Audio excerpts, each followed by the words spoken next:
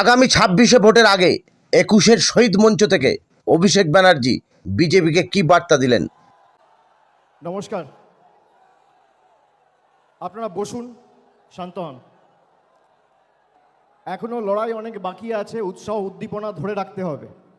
মাঠে ময়দানে আমাদের সবাইকে লড়তে হবে, এক ছটাক জমি ছাড়া যাবে না। দেখি এদের কত ক্ষমতা। বাংলার মানুষকে ডিটেনশন ক্যাম্পে নিয়ে যেতে চায়, এদেরকে 26-এর পর ডিটেনশন ক্যাম্পে আমরা নিয়ে যাব। আমাদেরকে আপনি বলবেন দেশের নাগরিক, আর কে দেশের নাগরিকরা?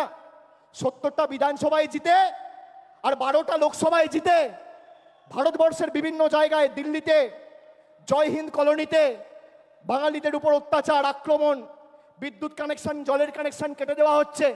আজকে যারা বাংলায় 70টা আসন আর 12টা লোকসভায় জিতে ভারতবর্ষের বিভিন্ন ঝুপড়িতে, ভারতবর্ষের বিভিন্ন বস্তিতে, বিভিন্ন জায়গায় বাঙালিদের আক্রমণ করতে পারে, অ্যারেস্ট করতে পারে, বাংলাদেশি বলতে পারে, তারা যদি বাংলা দখল করতো কি হতো?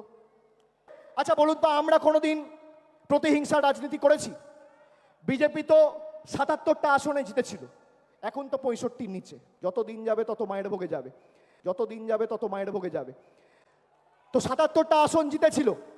আপনি বলুন তো, একটা বিধানসভা যেখানে মমতা ব্যানার্জির সরকার রাজনৈতিকভাবে জিততে পারেনি বলে লক্ষ্মীর ভাণ্ডার বন্ধ করেছে, কন্যাশ্রী বন্ধ করেছে, রূপশ্রী বন্ধ করেছে? করেনি। এটাই তৃণমূল কংগ্রেস। আমরা ধর্ম নিয়ে আর আমরা প্রতিহিংসার রাজনীতি করি না, আমরা ধর্ম বাড়িতে করি। আর যখন আমরা রাজনীতি করি, আমাদের একটাই ধর্ম, মানব ধর্ম, মানুষকে পরিষেবা পৌঁছে দেওয়া।